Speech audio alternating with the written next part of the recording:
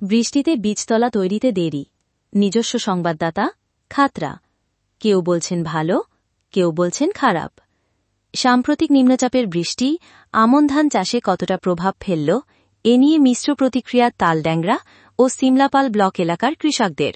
খাতড়া মহকুমার বিভিন্ন ব্লক এলাকার পাশাপাশি নিম্নচাপের ভারী বর্ষণে প্লাবিত হয় ওই দুই ব্লকও। প্রভাব পড়েছে কৃষিতেও। স্থানীয় ও কৃষি দপ্তর সূত্রে খবর, এই মরশুমে মাঠে কোনো আনাজ ছিল না, তাই ফসল নষ্টের প্রশ্ন নেই। তবে আমন ধানের বীজতলা তৈরিতে বৃষ্টির প্রভাব রয়েছে।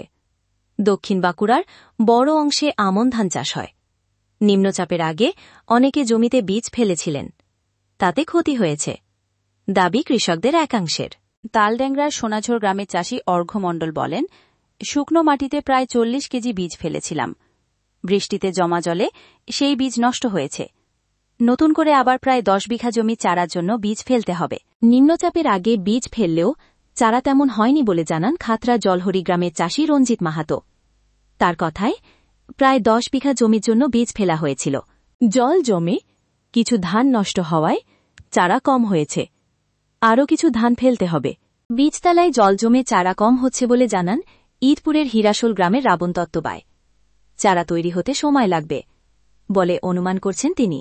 এদিকে পাঁচমোড়ার গণেশ কুম্ভকারের দাবি, নিম্নচাপের বৃষ্টিতে বীজ ফেলার উপযোগী মাটি তৈরি হয়েছে। তিনি বলেন, কাদায় বীজ আছড়ানো যাবে। বীজ ফেলার জন্য কাদা মাটি সহায়ক বলে কৃষকদের কাছ থেকে খবর পেয়েছেন।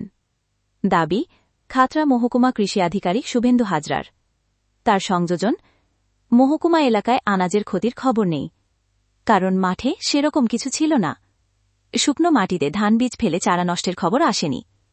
কোথাও এ ধরনের ঘটনা ঘটে থাকলে খোঁজ নেওয়া হবে। ধন্যবাদ জ্ঞাপন ও কৃতজ্ঞতা স্বীকার আনন্দবাজার পত্রিকা।